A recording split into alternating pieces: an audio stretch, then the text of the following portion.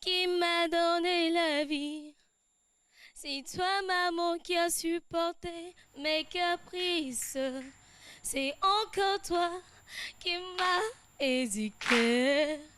Oh, maman, maman, je t'aime. Oh, oh, oh, oh, oh, oh.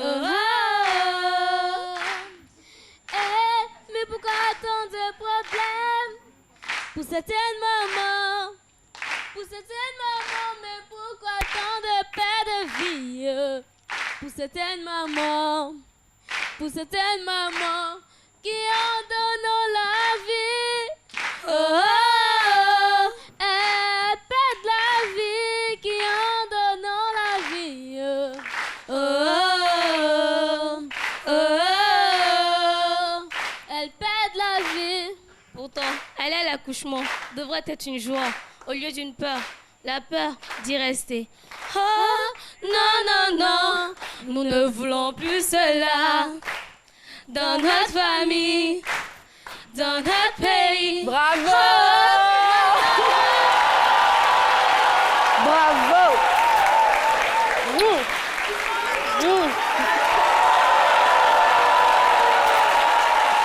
Vous l'avez bien compris, hein, la fête des mères, c'est le dimanche et nous, on prend une longueur d'avance, bien évidemment. Et on décide justement de rendre hommage à toutes les mamans, car on sait qu'être maman, ce n'est pas une chose facile. Chaque fois qu'une femme se retrouve sur ce lit-là pour aller accoucher, elle est entre la vie et la mort. Et énormément de femmes perdent la vie en donnant justement la vie, comme elles l'ont dit.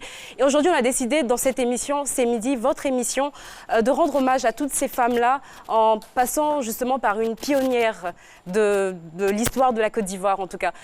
Mesdames et messieurs, je vous demande d'applaudir très très fort ces jeunes dames. Merci infiniment. Et bien évidemment, C'est Midi démarre maintenant. C'est parti.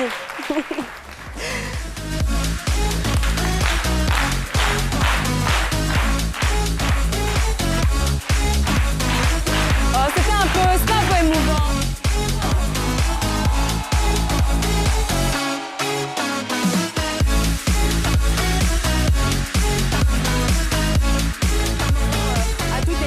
On a pu leur créer tout ça.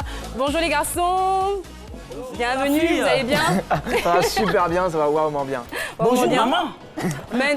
Oui, mais pourquoi pas future maman, bien sûr. Bien sûr, bien sûr. Bonjour future maman. Alors, il faut savoir qu'aujourd'hui, cette émission sera une émission particulière car on reçoit sur ce plateau, j'ai envie de dire, un monument, tout simplement. C'est une grande dame qui a marqué l'histoire, en tout cas, de la Côte d'Ivoire. Elle a été la première femme à avoir conduit en Côte d'Ivoire. Ça, franchement, ça s'applaudit, vraiment. Parce que, bien évidemment, lorsqu'on est en 2018, on se dit, franchement, être une femme au volant, c'est chose courante. Voilà, on a vraiment l'habitude de voir ça. Mais je vous dis qu'avant les indépendances, c'était pas pareil. Et notre thème de ce jour est « J'ai été la première femme à conduire un véhicule en Côte d'Ivoire ». Et on reçoit sur ce plateau-là Madame Kétoura Béatrice Abrema.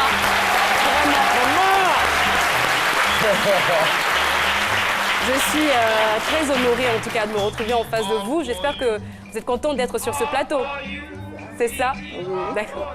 Alors, et bien avant de décortiquer ce thème-là, il y en a un qui va s'en charger en tout premier, c'est Dr Philo et c'est son ami. Un papa. Un papa. Ah.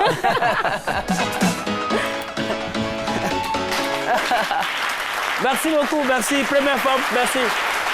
Maman, vraiment, c'est un honneur, un privilège pour nous de vous avoir sur ce plateau. On vous souhaite bonne fête quand même en même temps. Et moi, je vais franchement, au nom de toute l'équipe, je vais vous permettre de créer mon histoire, toucher la première femme conductrice de véhicule en Côte d'Ivoire. Je la touche. C'est une exclusivité, maman. Oui. Voilà. Merci. Merci. Non, vous là, ne vous inquiétez pas. Vous allez à Bobo, il y a le premier chauffeur de bague en Côte d'Ivoire, il est là-bas. Vous pouvez le toucher. Ah, mais il existe, ça existe. Le premier chauffeur de bague en Côte d'Ivoire. Il a fallu qu'il y ait un premier. Il s'appelle Vieux Badian Tono. En fait, c'est quelqu'un qui a plus de 827 accidents à son actif, 127 tonneaux, dont 4 roues en l'air. Lui, il est là-bas, vous pouvez aller le toucher, c'est aussi une exclusivité. Mais maman, félicitations, vraiment, merci. Qu'est-ce que moi je vais dire devant une mémé? Qu'est-ce que je vais dire? Je ne sais plus. Moi, je viens apprendre. C'est l'histoire, la préhistoire, si vous voulez même. Moi, je viens apprendre. Je vais dire, mais en même temps que premier. C'est-à-dire, à cette époque-là, je me dis, moi, c'était les Badjans, comment on appelle, les babis, les véhicules où on allume devant la... Mais c'était ça à cette époque. Mais j'imagine. Et puis, elle est encore mignonne, fraîche. La maman est là. Toutes ces années, elle est encore fraîche. Ça l'a imaginé un ancien boxeur quand il marche. Quand il est vieux, là, il est... Normalement, même là, une ancienne conductrice comme ça devait être comme ça. Mais elle est là, elle est assise, bien fraîche. Mais moi, je voulais vous féliciter et dire qu'en même temps, c'est des conseils que vous allez donner à travers cette émission aux femmes qui conduisent aujourd'hui. Voilà votre patronne qui est là. Quand on les voit au volant des voitures, on dirait que c'est elles-mêmes qui ont acheté. Elles sont là. Oui, mais souvent, non, souvent ça arrive. Non, souvent nos mamans au véhicule, souvent font rivalité sur la route. Tu peux dire que si tu ne quittes pas devant ma voiture, on peut rester là jusqu'à il y a un embouteillage partout. On peut savoir même à travers les manières de conduire si c'est elle qui a acheté le véhicule ou pas. C'est une femme qui est au volant, qui est en train de conduire, qui fait des incantations comme ça. C'est que vous voyez un mimi quoi. Si le monsieur là il m'arrête la voiture, il va faire comment demain? Il va faire comment demain? Merci, docteur. Mais en même temps, profitez pour clore mes propos. Nous sommes en Côte d'Ivoire. Et en même temps, puisque je parle de l'histoire, il y a aujourd'hui des jeunes gens qui sont en quête de permis de conduire. Vous suivez son exemple. Et en même temps, surtout, les apprentis Baka, ceux qui sont inscrits à l'université internationale de Portière, d'Adjamé, en bas du pont, ça va vous servir. Ce qu'elle va dire va vous servir de votre mémoire. Ça va vous inspirer. Vous allez faire votre soutenance avec. Donc, suivez mon regard. Merci. Je vous en prie. De ce midi. Merci infiniment. Alors, la question du micro-trottoir, c'est pas vraiment une question. On vous a tout simplement demandé, pour cette fête des mères, un mot à l'endroit des femmes battantes, comme notre invité. Beaucoup de courage à toutes les femmes, parce que vraiment, ce n'est pas facile. Parce que ce sont les femmes qui tiennent le foyer, elles font tout, s'occuper des enfants, des hommes, tout ça. Vraiment, beaucoup de courage à toutes les femmes. Je souhaite longue vie, beaucoup de santé, encore du courage pour les femmes battantes. On est dans le temps de l'égalité du genre. Voilà. Vraiment, merci à toutes les femmes, à tous nos mamans, à toutes nos soeurs, à toutes nos filles. Vraiment, qu'elles tiennent bon. Je crois qu'il faut magnifier les femmes, parce que les femmes sont au début et à la fin de tout processus. C'est les femmes même qui amorcent le développement. Bonne fête des mères à toutes les mamans. Et surtout, merci pour tout ce qu'elles font pour nous, leurs enfants. Que Dieu leur accorde toute la sagesse et la patience qu'il faut pour pouvoir nous supporter. Vraiment, bonne fête des mères, que du bonheur à elles. Moi, particulièrement, je dis merci à ma maman. Et puis bon, merci à toutes les femmes du monde entier pour tout ce qu'elles font pour les enfants, pour leurs maris et tout. Ces femmes qui se battent au jour le jour sont donc d'abord celles qui nous ont donné naissance. Et je pense bien qu'il faut toujours les soutenir à l'occasion de leur fête. Je pense que c'est important pour nous. Je dis les jeunes filles d'aujourd'hui doivent copier les femmes qui se battent. La fête des mères est une fête de la célébration de la femme. Le fait mais même si tu n'as pas accouché, il faut que toi tu te fêtes. Il ne faut même pas attendre que quelqu'un te fête. Les gens disent que les femmes aiment trop les fêtes. Mais il vaut mieux se réjouir que de passer son temps à pleurer. S'il y a une occasion de réjouissance, il faut profiter. Oui. C'est bien dit, il faut profiter de chaque seconde qu'on peut passer avec ces super-héros parce que vraiment, être une femme, en plus une maman, c'est un sacerdoce, j'ai envie de dire. Alors je vais vous demander encore une fois de vous lever, mais vraiment, pour notre invitée. Elle s'appelle Kétouré Abrema Béatrice, propriétaire immobilier, commerçante à la retraite. Elle a 92 ans. Ouh!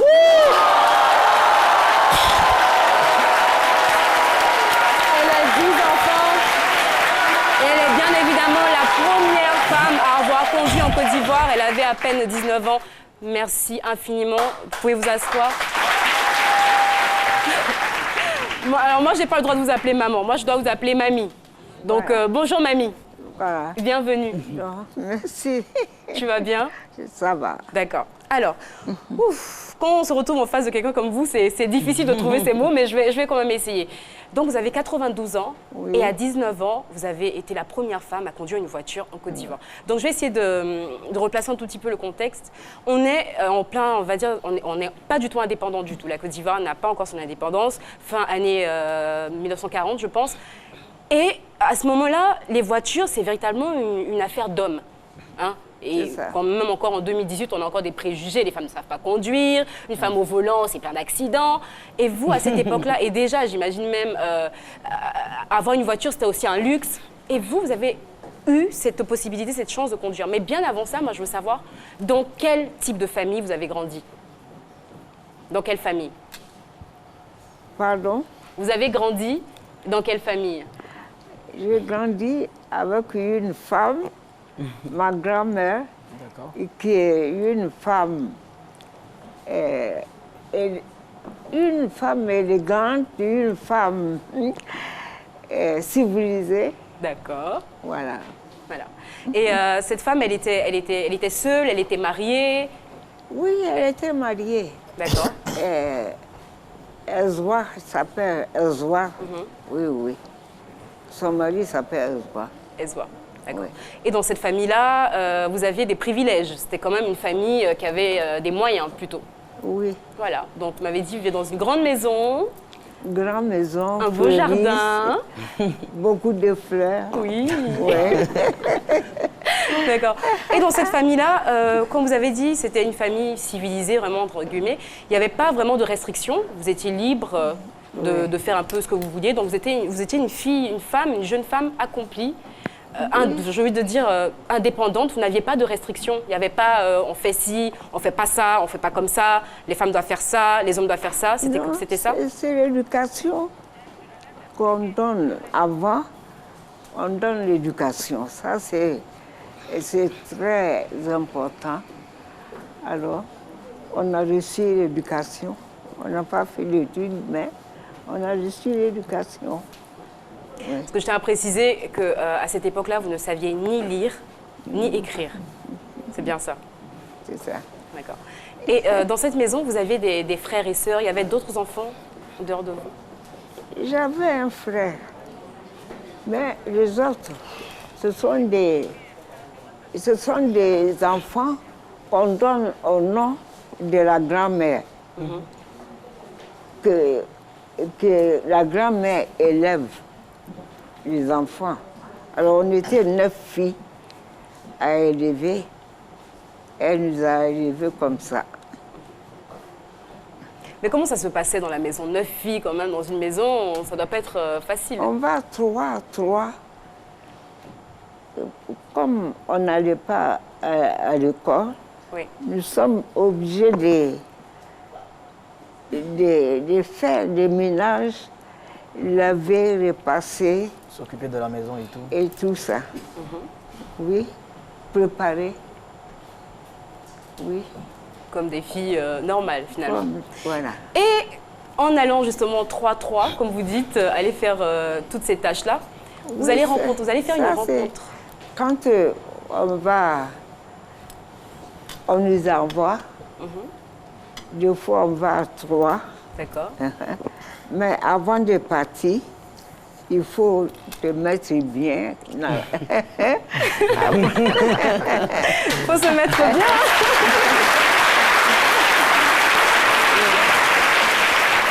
Avant de partir, il faut s'habiller. Voilà. Il faut s'habiller. Ma grand-mère, elle est aisée, elle est... coquette. Oui. D'accord. Et donc, un jour, vous allez aller avec vos 2 autres sœurs, et puis vous allez rencontrer quelqu'un. Racontez-nous un peu. Pardon? Vous allez partir, vous allez sortir à 3, comme vous avez l'habitude de faire, et vous allez rencontrer un monsieur. Vous savez de qui on parle, le monsieur? Vous savez?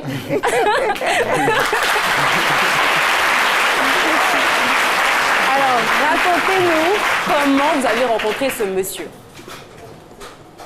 Dites-nous. Oui. Comment vous avez rencontré le monsieur qui va devenir après votre mari? Rencontré mon mari. Oui. On allait chercher quelque chose. Il y a un monsieur qui s'appelle Edouard de Difa, qui habite un bateau. Des fois, quand il vient, il nous envoie des vivres. D'accord. Bananes, piments, des trucs comme ça. Alors donc, quand il vient, c'est nous qu'on va chercher. Donc, des fois, on va à 3. Mais un jour, il est venu en allant chercher ce qui nous a menés. Il y a un petit garçon qui disait « Hey, on vous appelle. Hey, on vous appelle. » Alors donc, Momo qui est un peu plus âgé que nous, il fait moi, on dit non. Non, non, pas vous. Eh ben, on dit non. Non. Moi. Vous.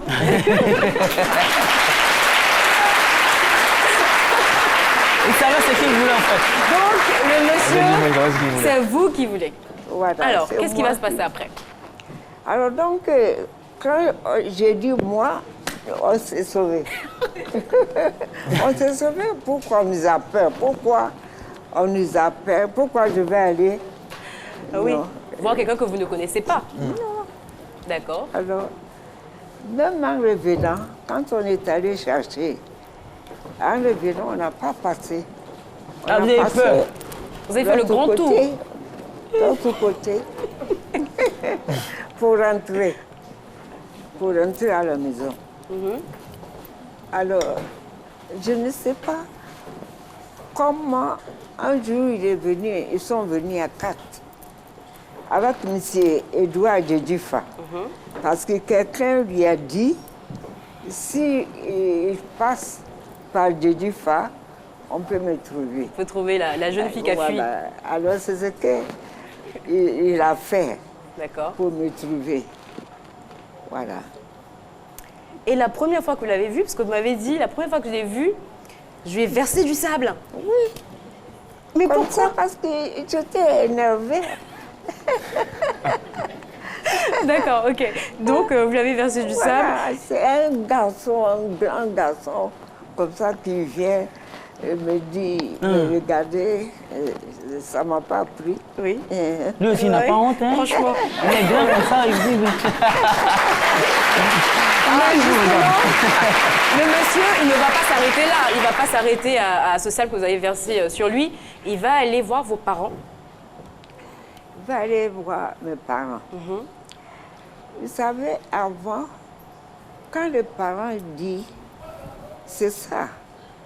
On n'est pas en contredire les parents, je veux, pas je veux pas. discuter, en fait. Un enfant n'a pas de comment de pas n'a rien à pas son mot à dire. Voilà.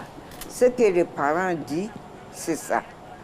Alors c'est ce que les parents, papa Kabnechi, c'est mon oncle, et il y avait un cousin qui s'appelait Ah, mais c'est pas grave. En tout cas, il y avait un cousin. Oui, il y avait un cousin. Oui. Et il y avait papa Kabnechi et ma grand-mère. Ils ont dit que tu vas te marier. C'est lui, Voilà. le monsieur. Voilà, c'est lui là. Monsieur Kétoré.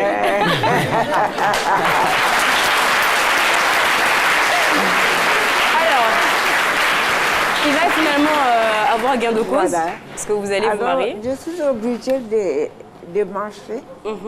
Voilà. Mais bon, alors, on s'est mariés. Mais finalement, c'était pas si mal que ça, parce qu'il était comment, votre mari?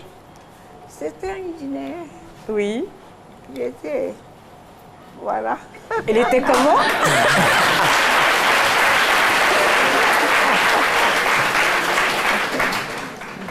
Il était comment? Il était gentil, il était super gentil. Gentil. Mais maman, il avait un petit défaut quand même.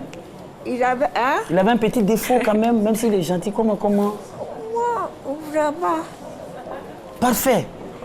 Parfait. Qui a dit l'homme parfait n'existe pas? Elle a dit parfait, il existe. C'était monsieur Kétoré. Il était parfait. Alors, j'ai quand même tenu à ce qu'on revienne sur la rencontre avec votre mari, parce que c'est lui qui va justement permettre que l'histoire se produise finalement. Mais vous m'avez dit, moi j'étais un peu comme un garçon manqué, parce que vous avez appris à monter à vélo. Expliquez-nous la première fois, comment ça s'est passé, le vélo. Oh, on est venu dire bonjour à une famille. Oui. Alors je trouvais que dans la famille, les enfants montaient vélo, les filles. Alors comme j'étais jeune, à l'époque, j'avais des enfants. Des enfants. Et je sais pas, j'ai demandé à monter, on m'a accepté. Donc j'ai monté. Au bout de quelques jours, je suis montée. Voilà. Alors donc, en partant à Bassam, j'ai vu que mon mari n'était pas content. Et j'ai eu peur. Mais pourquoi il n'était pas content? Je ne sais pas, peut-être par jalousie.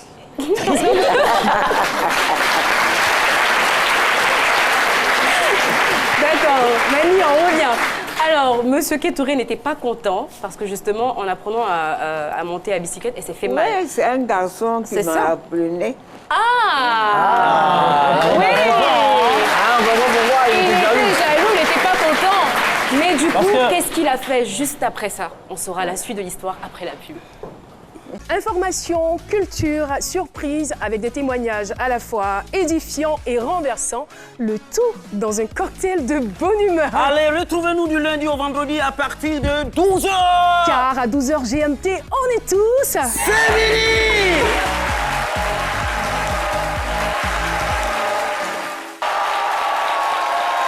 Vous êtes toujours dans C'est midi sur RTI1 et nous sommes avec notre chaleureuse invitée, Kétouré Abrema Béatrice, la première femme à avoir conduit une voiture en Côte d'Ivoire. Mais avant de continuer de savoir ce qui s'est passé, ce que Monsieur Kétouré a fait, eh bien on va vous permettre de remporter 100 000 francs CFA. Pourquoi pas, pour acheter un petit cadeau à votre maman. La question est très simple. Quel artiste a été piégé dans la chronique C'est précis d'hier? A. Aïcha Koné. Réponse B. Afou Keïta. Envoie A ou B au 98 133 pour tenter de gagner 100 000 francs cette semaine pour acheter un petit cadeau à maman. Voilà. Alors, mamie, on continue notre échange. Donc, on s'est arrêté. Monsieur Kétouré, il est jaloux parce que vous avez appris à monter à bicyclette. Un autre homme vous a aidé et vous avez eu une petite blessure. Donc, il décide de vous apprendre à faire autre chose. Qu'est-ce que c'est? Oui. Quand je suis allée chez ma grand-mère, il est venu pour me demander de rentrer à la maison. J'avais toujours peur. Alors il m'a dit, si tu viens, moi-même je vais t'apprendre à lire, à monter. À conduire. À conduire, je veux dire. Quand même. Ah ouais, ça c'est vraiment... À conduire. D'accord. Alors j'ai fait comme si je n'ai pas compris. J'ai dit à ma tante, qu'est-ce qu'il a dit? Il a dit, il va t'apprendre à conduire. Tellement vous étiez contente. Voilà. C'est ça. Du coup, j'étais bien. Et je suis rentrée à la maison. Et c'est ce qu'il a fait. Le samedi, souvent même, nous sommes allés à Zureti. À Zureti, il m'a montré Monsieur Kétouré, vraiment, c'est un homme. En tout cas, c'est un homme. Donc, en fait, ce qu'il faut savoir également, c'est que non seulement vous ne saviez ni lire, ni écrire, vous avez appris à conduire. Et à cette époque-là, même les femmes blanches ne conduisaient pas, c'est ça? Elles ne conduisent pas. Oui. Oui, elles ont des chauffeurs. Oui. Elle descend, c'est le chauffeur qui ouvre. En montant, c'est le chauffeur qui fait monter, qui ferme la porte. Mais vous n'avez pas eu peur d'apprendre à conduire? Non. Non. C'était spontané pour vous? Spontanément. Vraiment? Ouais. D'accord. Et vous conduisez quelle voiture? Je suis content moi-même.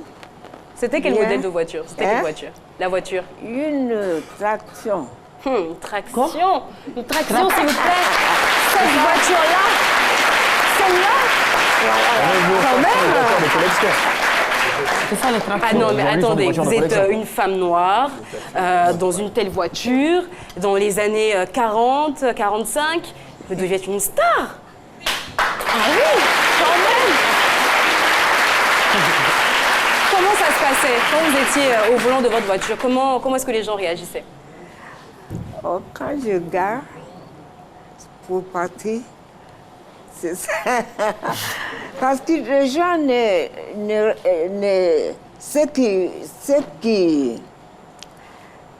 ceux qui sont descendus pour me voir, il y en a qui descendent, ça sort partout. Et quand pour partir, au lieu de rester, mais ils entourent. Ah oui, mais quand même, une femme au volant, c'est pas... Non, mais... Alors, pour partir, c'est très difficile pour moi. Très mais difficile. je fais très attention. Je klaxonne doucement, doucement, doucement pour pouvoir partir. Ah oui. Tellement il y avait le monde, bravo. en fait. Mais ce qu'il faut savoir également, c'est que vous avez conduit jusqu'en 1990 et vous n'avez jamais fait d'accident. Jamais. J'entends tuer. Ah, ça, franchement, ça, il faut le faire. Et s'il vous plaît, je vais encore vous demander de vous lever parce qu'on va accueillir une dame, une grande dame. Elle est journaliste et présidente du réseau des femmes journalistes. Elle est également présidente de la fondation Agir contre le cancer. Elle, c'est Madame Agnès Crédit que je vous demande...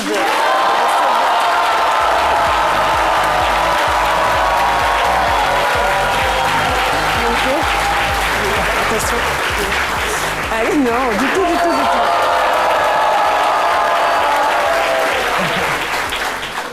Bonjour Madame Agnès Crédit. Bonjour à vous, chers téléspectateurs. Bonjour. Ouais.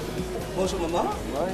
Eh bien, vous êtes là à dessein justement parce que vous avez écrit un livre, Marie-Béatrice Abrema Kétouré, au volant d'une vie. Oui. Ah oui. Oui, au volant d'une vie, au volant de sa vie, au volant de la vie de toutes les femmes en réalité. Ouais. Absolument. Cette grande dame nous a fait l'honneur de nous confier son histoire. Une belle histoire, c'est l'histoire d'une femme simple qui a fait des choses extraordinaires. Absolument. Et vous avez justement décidé de retracer tout ça parce qu'en fait, il faut savoir que cette femme a été décorée. Hein. Alors, très rapidement, Ordre national du mérite français. Commandeur de l'ordre du mérite ivoirien et grand officier dans l'ordre du bélier PDCI RDA. Bon.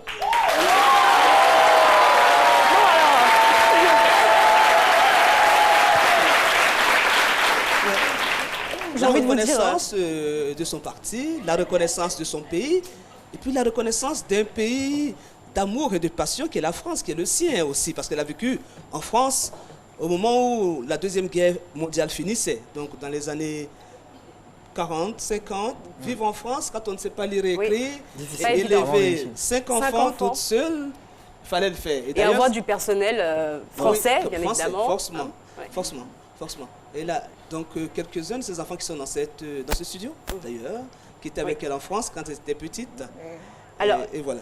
Les enfants de Madame Kétoura. Derrière vous, Kétouré, Jessica. Pardon. Derrière. Oh, levez-vous qu'on Alors, vous voit. nous avons l'aîné. Levez-vous, s'il vous plaît. Nous avons l'aîné qui est là, Fatou. L'aîné qui est là.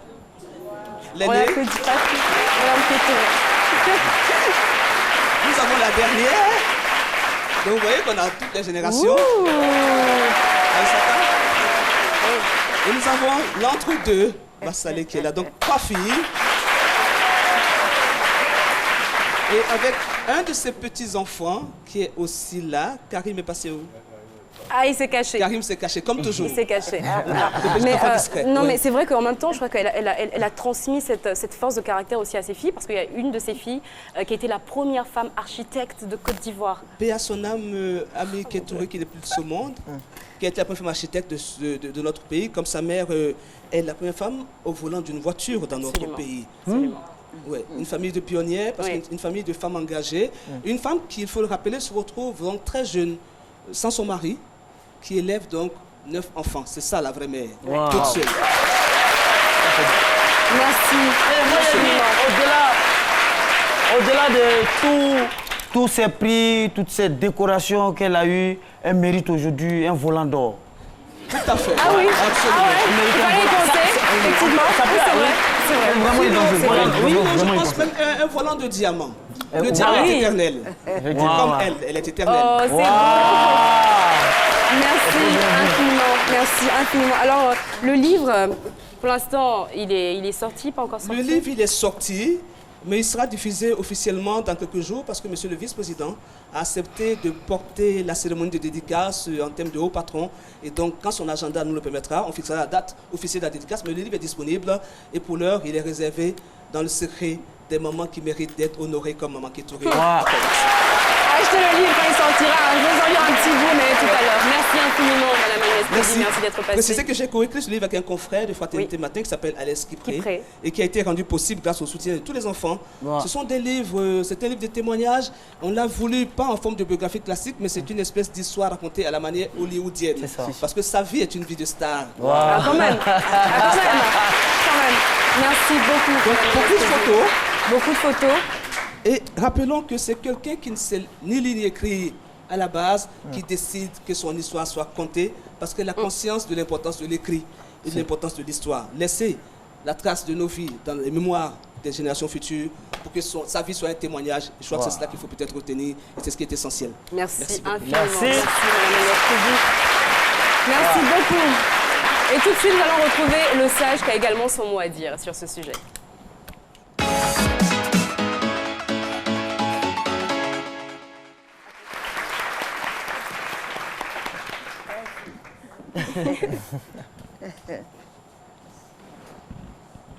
Ahio, mamie Béatrice. Ahio, mamie Béatrice. Vous êtes la légende. Parce que 2 siècles, 20, 21e siècle, vous êtes sur les 2. Privilège pour ces midis d'avoir une telle personne dans le studio. Je voudrais que vous le rendiez.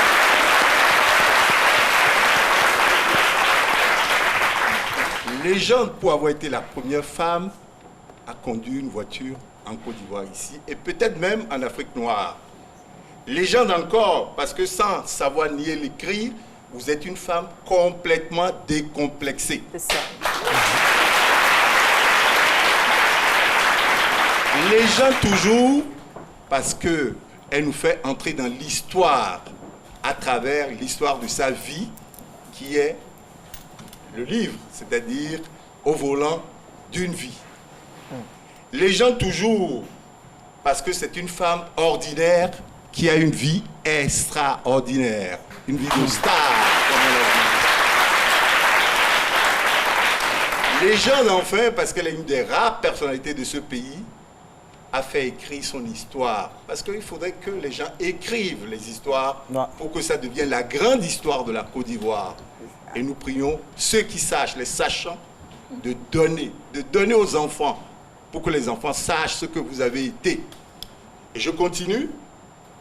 Cette grande dame a pu l'être parce qu'à côté, il y avait un grand monsieur d'une grandeur indicible, monsieur Kétouré. Et ce monsieur-là, nous devons lui rendre hommage parce que déjà à cette époque, il était libéré. Il n'avait pas de complexe, lui. Et enfin, je vais entonner une chanson que maman aime beaucoup. Qui? Oh oui, mais j'ai pas une voix de star, mais c'est pas grave, vous verrez. Pas grave. Le plus beau de tous les tangos du monde, c'est celui que j'ai dansé dans le bras.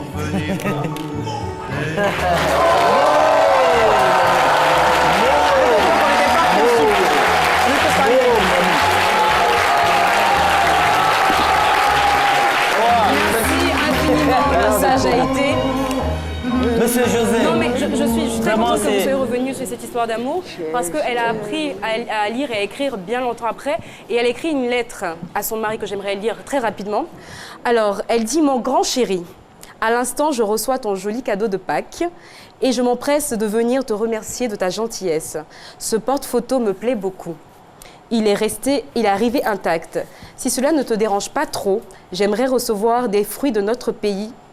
Pour ton procès, il faudrait écrire souvent à ton avocat et tu me tiendras au courant. » Alors dans cette lettre, on a cette union, cette fusion, cet amour, ce respect finalement. Et vous, à distance, vous continuez quand même à prendre soin de lui. Finalement, ça va être une belle histoire d'amour qui va finalement faire votre histoire. Et ça, je trouve ça trop beau. Alors, Mamie, on est à la fin de notre échange. Qu'est-ce que tu as envie de dire à toutes les personnes qui nous écoutent? Tu as une cause qui te tient particulièrement à cœur, c'est laquelle? Pardon? Qu'est-ce que tu veux dire? C'est fini. Qu'est-ce que tu veux dire à toutes les personnes qui te regardent? Je remercie à tout le monde. Je remercie et je souhaite bonheur, santé pour tout le monde. Oui. Voilà. Et tu veux qu'on continue à protéger l'environnement? Tu veux qu'on brûle les ordures, tu as dit? Oui. C'est ça? C'est important? C'est très important. D'accord, ok. On est très content de vous avoir reçu, en tout cas sur le plateau. Merci de nous avoir partagé ce bout de vie. Merci infiniment. Je suis très touchée. Ok, je me remets de mes émotions avec une invitée pareille, c'est un peu difficile, mais bon, essayez encore de gagner 100 000 francs CFA en répondant à la question suivante. Quel artiste a été piégé dans la chronique sépicidiaire? A. Aïcha Koné, B. Afou Keïta. On voit A ou B au 98 133 pour tenter de gagner 100 000 francs CFA cette semaine. Alors, mamie, vous restez avec nous. On ne veut pas vous laisser partir, vous restez là. C'est la fête. C'est la fête, c'est ça. On va retrouver Alucine Sidibé tout de suite pour sa chronique, juste après la pub.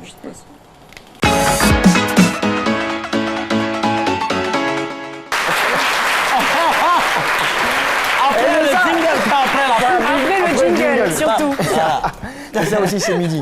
Merci à eBay de m'avoir installé mon dispositif. Alors, aujourd'hui, je vous propose le Beeper Listener GSM. En fait, c'est un dispositif permettant, qui a été conçu par Diomandé Namori, le fils prodigue de Bolo, j'aime affectueusement l'appeler comme ça, donc qui a été conçu exprès pour vous permettre d'alerter les forces de l'ordre ou le service de sécurité lorsque vous faites cambrioler, donc soit dans votre domicile ou dans votre commerce, dans votre magasin. Donc, faire signe comment? Faire signe au moyen d'une petite télécommande. Ou d'un petit bracelet qui peut s'apparenter à un bracelet banal.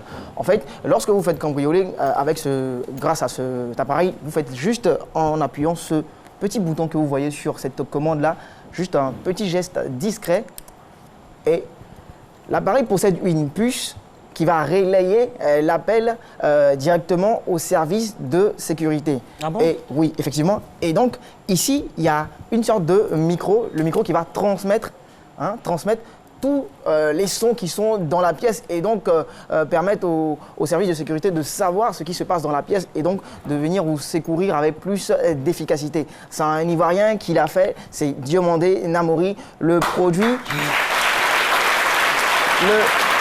Le Beeper Listener est dans sa phase de déploiement et moi je veux vraiment saluer ces inventeurs-là qui ne lâchent jamais prise, qui travaillent, qui vraiment durent.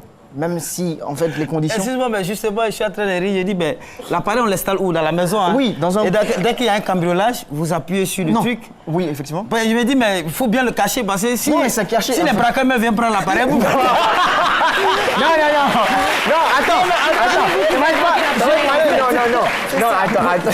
attendez. En fait, je mets la place de celui qui est à la maison. Oui, en fait, Joe, nous, on prend ça dans ça.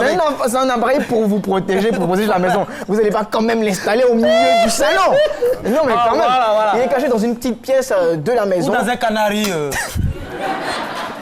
Et là, on part à côté. Et donc, caché dans une petite pièce de la maison ou du commerce, donc du magasin. Et lorsque un danger est arrivé, il vous suffit juste de vous servir de votre bracelet qui fera office de télécommande ou de cette petite télécommande-là pour faire signe directement au service de sécurité. Et donc, j'en ai terminé. Inventer, innover, réinventer votre quotidien. Mais non, vous n'avez pas terminé. On va quand même recevoir le monsieur, je pense, qui a travaillé sur ce projet-là. Oui, effectivement. C'est vrai. Il n'est pas reconnaissant. Mais non! Je vais demander à monsieur Diomandé de s'approcher. Monsieur Diomandé, félicitations. Ok, merci beaucoup. Monsieur Diomandé, venez près de moi parce que c'est moi qui vous ai invité parce que finalement le monsieur vous a oublié. Donc venez près de moi. Et là je passe pour le méchant, c'est pas gentil. Il faut inventer des choses même qui peuvent, dès que le braquage arrive même, il tombe, il meurt. C'est mieux que tout ça. Oui.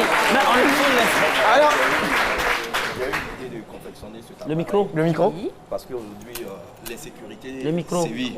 Bon, je vais le tenir. C'est vrai que c'est pas vous qui avez inventé le micro, mais tenez bien le micro. Non, je vais le tenir pour vous. Voilà. Aujourd'hui, vous êtes inspiré. J'ai inventé cet appareil parce que je suis l'homme aux multiples inventions. Ici, j'ai fait passer plusieurs inventions ici sur ce tableau-là. Effectivement. Caroline est témoin, Aloucine. On est Maintenant, ça, ceci pour faciliter une sécurité, le déplacement des agents de sécurité d'un point A à un point B. D'accord. Quand vous avez ce système chez vous, il suffit que vous soyez braqué ou agressé. Vous appuyez sur une commande. Et puis, déjà, la sécurité est alertée depuis une grande distance avec le réseau GSM. D'accord. Merci infiniment pour cette innovation. Mon entreprise DNT. Merci infiniment. Deuxième couplet publicitaire. On sait jamais. Et on revient pour la fin de cette émission. Information, culture, surprise avec des témoignages à la fois édifiants et renversants, le tout dans un cocktail de bonne humeur. Allez, retrouvez-nous du lundi au vendredi à partir de 12h. Car à 12h GMT, on est tous... C'est fini.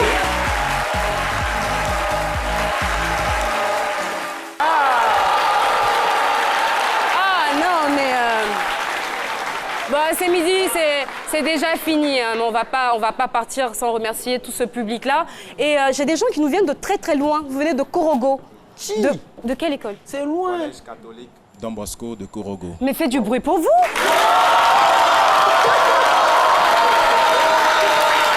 Il n'y a pas que vous, justement. Il y a ces moments-là qui sont trop bien habillés. Alors, qui va prendre la parole? Vous, allez-y, madame. Alors. Nous sommes les femmes d'Atekoubé, femmes vivantes et actives. Et nous sommes venus rendre visite à ces midi. Oh, c'est gentil. Merci, mais on vous entend pas.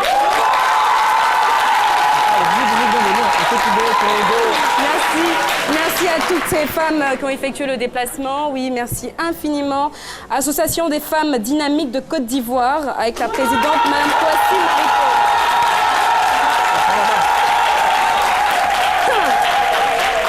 Bon, ben, sur cette note joyeuse que l'émission se termine. Oui. Il y a des moments en blanc juste devant. Alors, Kofi Adel, femme vivante et active. Et également l'association des femmes de la direction de la Sœurs Unies, la vice-présidente Madame Annie. Ah oui. Franchement, j'ai failli vous oublier. Non. Écoutez, on se retrouve demain pour la finale. Une émission comme on sait bien les faire. Merci infiniment. Et le groupe de dames venues d'Anyama, où est-ce qu'elles sont? Ah, d'accord. Moi, je viens d'Anyama. C'est vrai? Ouais. Non, moi, je viens de Korogo. D'Anyama. Choisis ton camp.